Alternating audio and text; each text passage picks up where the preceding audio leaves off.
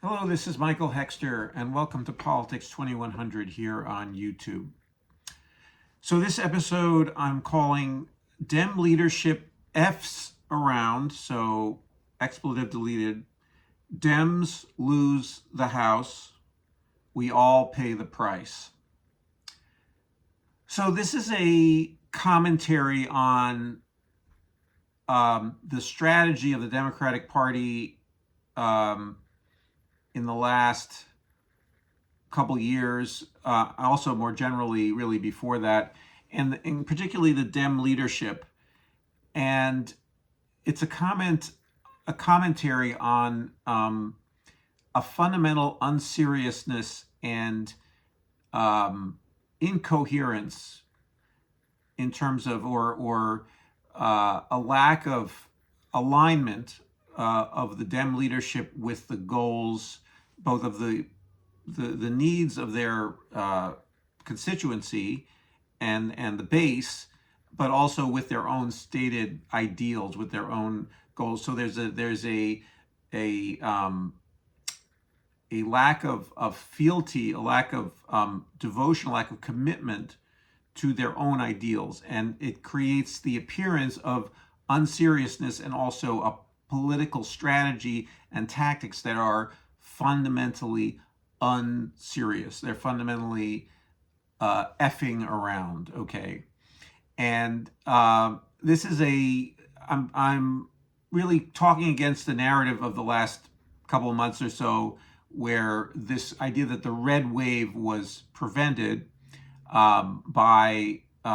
both the incompetence of the Republican Party, the red wave being red being the symbol, the color of supposedly of the conservative movement in the United States, or the Republican Party, and with blue being the Democrats. But anyway, so that this wave was prevented by the American people getting concerned about democracy and Democrats representing democracy as opposed to the small d democracy, as opposed to the Republicans representing autocracy or authoritarianism. And so there's a number of different somewhat self-congratulatory discourses in the public sphere that, to me, have tried to lull people into complacency about the result. And we are now seeing with Kevin McCarthy now finally becoming Speaker of the House after the Republicans won the House with just a few seats, okay? And that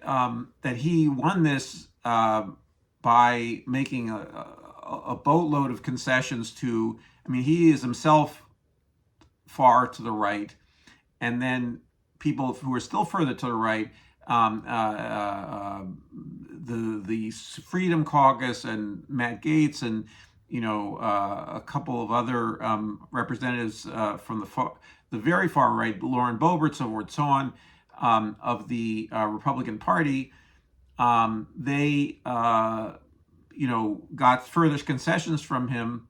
and then he was able to win by the narrowest of margins, win the speakership. But that is the beginning of a series of games that they're going to play. So unseriousness, obviously, on the Republican side, and the Democratic the Democratic Party aligned commentariat on places like MSNBC have always been talking about the unseriousness of the Republican Party. Often, truthfully, largely, I agree 95% with what they say, or 90%, 95% of what they say about the Republican Party. But left out of the picture is the role that the Democratic Party has played in its own defeat. And this effing around had to do, I've been talking about it, if not nonstop, at least very frequently on Politics 2100. And also you can hear this from many other progressive commentators on YouTube, among other places, mostly YouTube, or in various blogs and so forth and so on, or podcasts. But anyway, that the Democratic Party has thrown away many chances to win popular appeal and therefore win votes and therefore retain the House. Even though historically, yes, the party that has won the presidency tends to lose seats in the midterm election after that election. But we see the counter example is most notably Roosevelt, and Franklin Delano Roosevelt held on to Congress, and in fact created the basis through the New Deal coalition, created the basis for a durable Democratic advantage in the House of Representatives and in the Senate for a number of decades. Okay, and this advantage, was then frittered away by the shift of the Democratic Party away from its New Deal roots, and also the problem of the Vietnam War, and also the inflation of the 1970s, and the lack of understanding of how that happened, and all that led to a shift away from that particular durable coalition and so forth, so on. And also the civil rights movement, the shifts in the Democratic Party from the loss of the Dixiecrats, so forth, so on. I don't want to get into the details of that fairly distant history, which is important, but talk more about recent strategic and tactical errors of the Democratic Party leadership. And those errors involve, among other things, just not fighting for basic economic programs, for instance, like the child tax credit, debt forgiveness for student loan, people who owe student debt, and also, not fighting strongly enough for Medicare for all, for publicly financed health insurance. So any of these things are there's just a list of many different failures of the Democratic Party leadership to forcefully represent the interest of its base, and also and to use its, when it achieves power, which it did in 2020, to use that to further cement a strong relationship with its base by doing things. Now, they did some things, but they failed to do many other things, and there's a general, I'm commenting on also a general lack of, now Joe Biden is, some people in my basic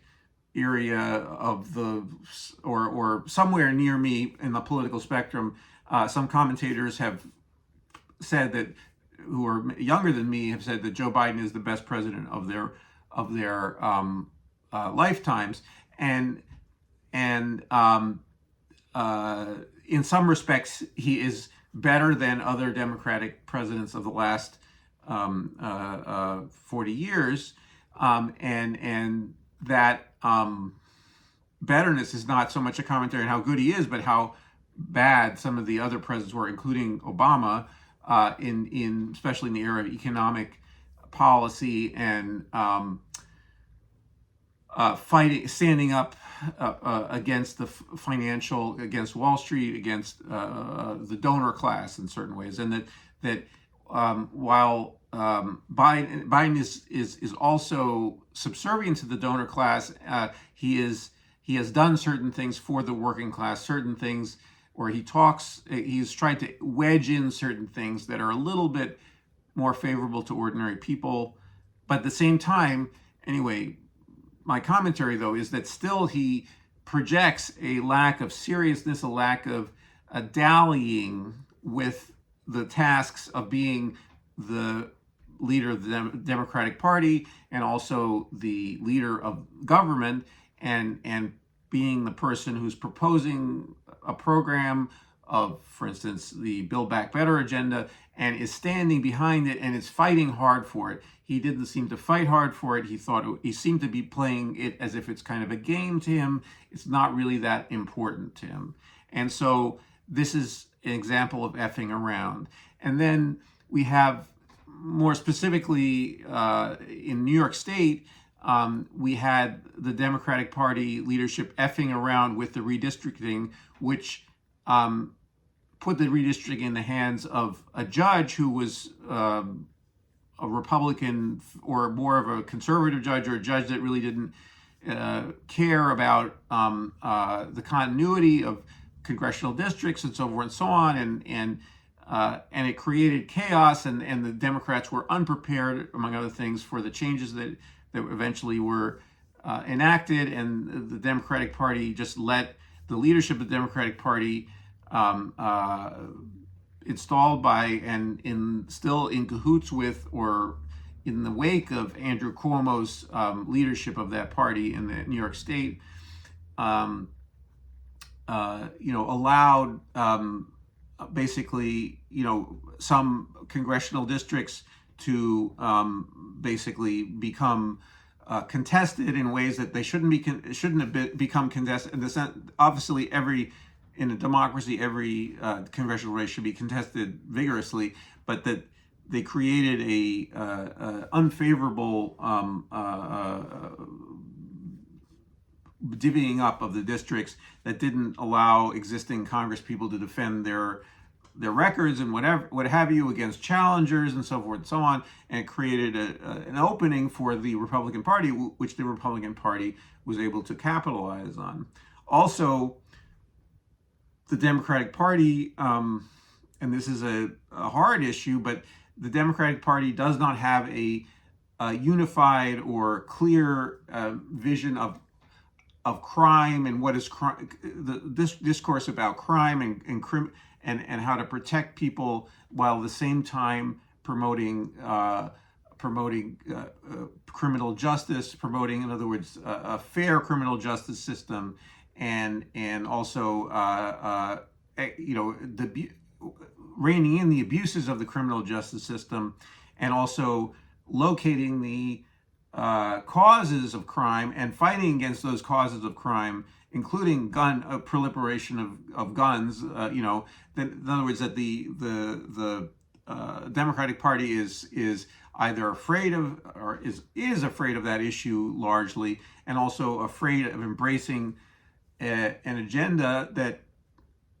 embraces both the rights of crime victims and also of defendants who are accused of crimes in various ways, and creates a system that either, if they actually committed a crime, to prevent recidivism, prevent worsening of their social situation after release, if they're sent to prison or jail or prison, that they're creating a social safety net that is encompassing enough to ameliorate the causes, the various original causes of crime, and then also just the after effects of criminal activity, and then rehabilitation. So, and all of this is the Democratic Party is simply following. They're a faint echo of the performative quote unquote law and order. Again, not really law and order, but just sadistic, authoritarian policing model that is embraced by, among other people, Eric Adams, the mayor of New York, and also is echoed in the media. The media is very good at that. So the Democratic Party effing around on this issue, it doesn't quite fit. The effing around has to do with they're basically losing, letting go all kinds of opportunities they had to cement a victory that allowed them to retain the House, and by being forthright and representing a program of the reforms that they already proposed, plus new reforms, creating and being strong advocates for them. And so the people in the elite positions in the Democratic leadership, are able through the revolving door, if they fail, to then go to various lobbying gigs and so forth and so on, or elite law firms and consulting gigs and so forth and so on, that will cushion them from the effects of their losses. So they are in a way indifferent to, in terms of their careers, indifferent to one loss or the other loss. They don't want to lose consistently, but they want to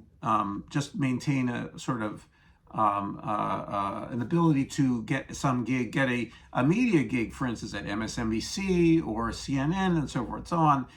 if they lose their seat. And so they are able to be insulated from the effects of their political effing around, okay? And so what happens then is that we all pay the price. So this is where we're facing a Congress that could potentially, tank the global economy through the debt ceiling, potentially on basically refusing to raise the debt ceiling, I believe in August. And this will, there's another piece of effing around that the Democratic Party could do, in the sense of, and particularly Joe Biden, he's the leader of the Democratic Party, is that he could forestall that by minting the $1 trillion coin, okay, which sounds like a weird thing to some people who haven't heard about it, but there's a phrase in in the Constitution that allows the president to tell the Treasury to mint a coin of any denomination, and the $1 trillion is the one that's being used currently, but it could be 2 trillion, 3 trillion, it doesn't matter. It doesn't have to be 1 trillion. But anyway, to mint a coin and of any denomination, to basically allow the Treasury to pay any of its debts and so forth, or to pay any, not only debts, but pay any spending that are being authorized by Congress in the past and so forth and so on, or could be in the future. Anyway, so this is a power that the president has, and it's not something that they advertise, and mostly the people who are pointed out are people like me who have a background in modern monetary theory, who recognize this legal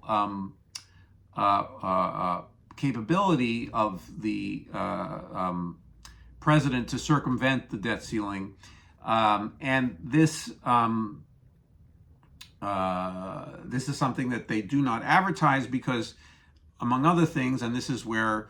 the effing around comes in, and in a more sort of generalized way, and not just in specific political conjunctures, but more on a long-term secular way, that the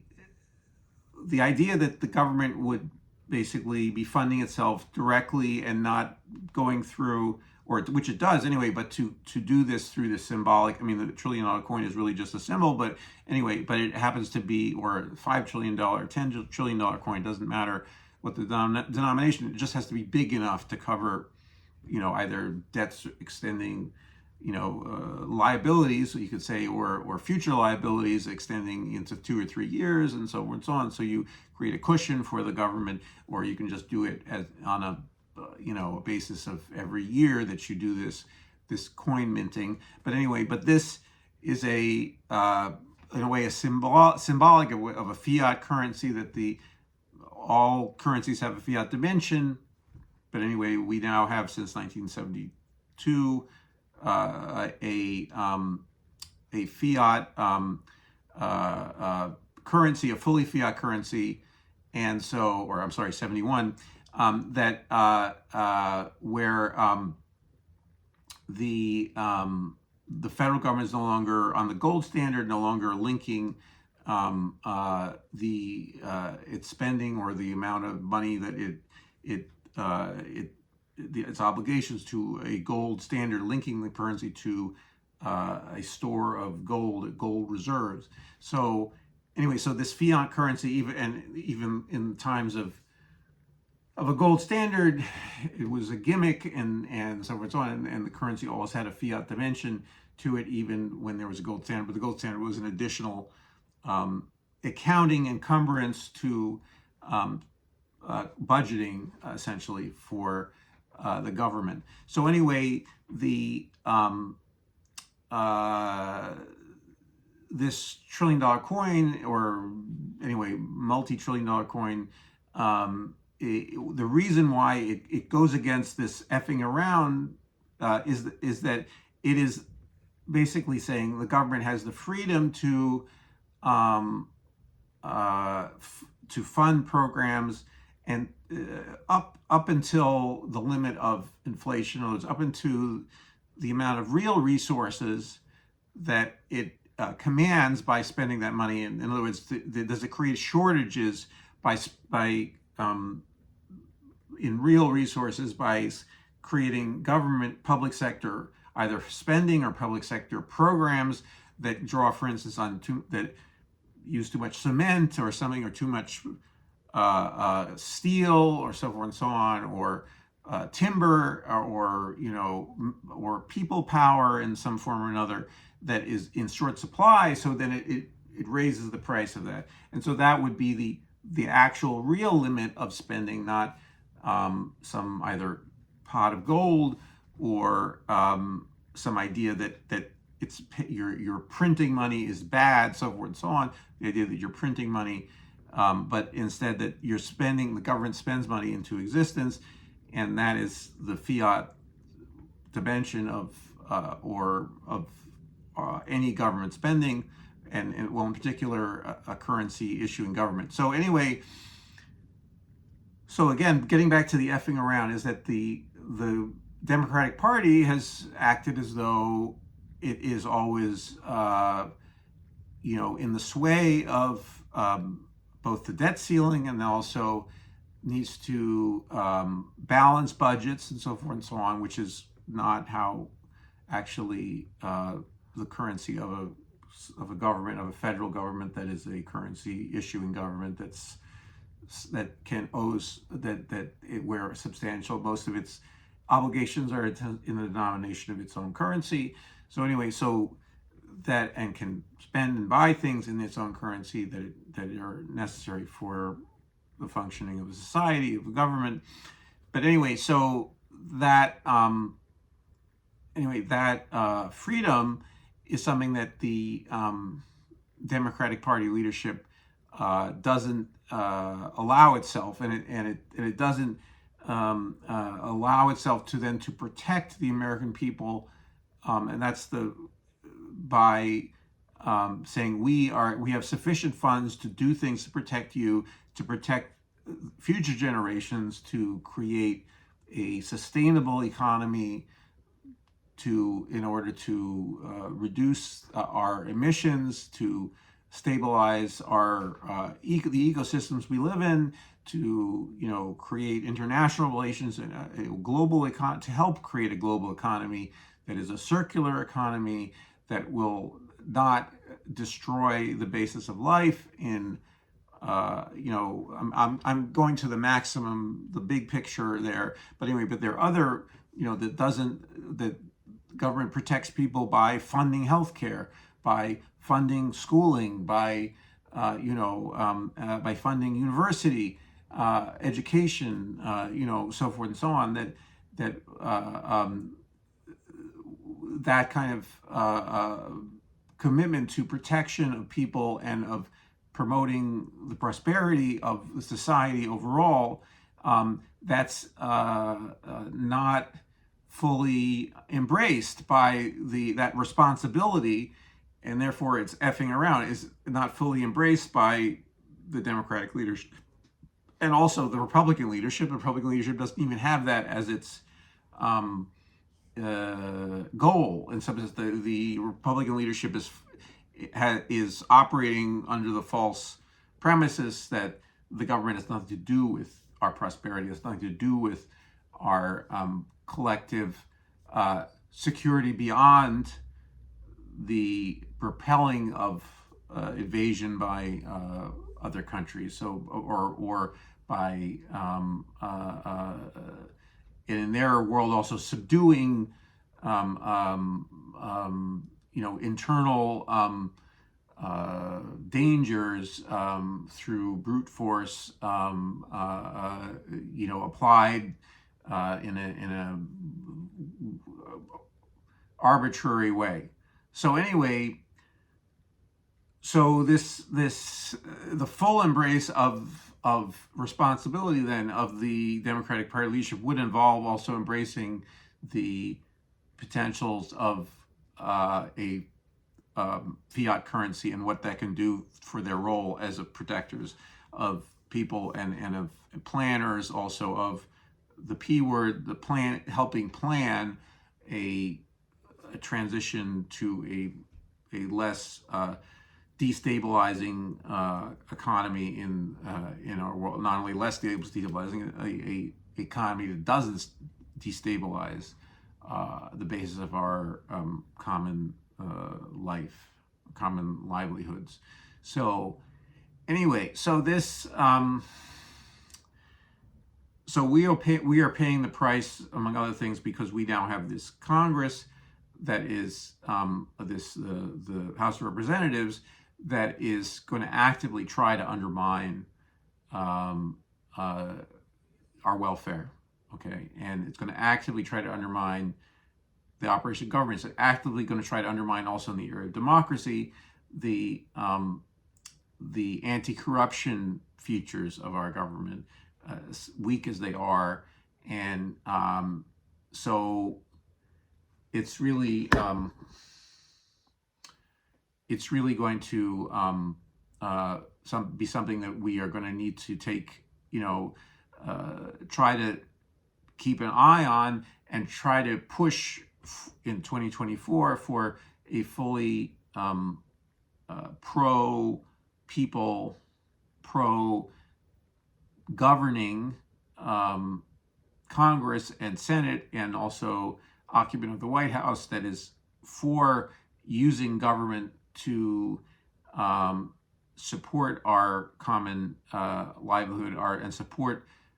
us in our very, very difficult path to sustainability, to circularity in our economy. And anyway, so I hope I've made a convincing case for this lack of what I see as this lack of seriousness in the way the Democrats pursue their A, stated goals, B, the potential or their legacy, or the role that would be the role of their party if they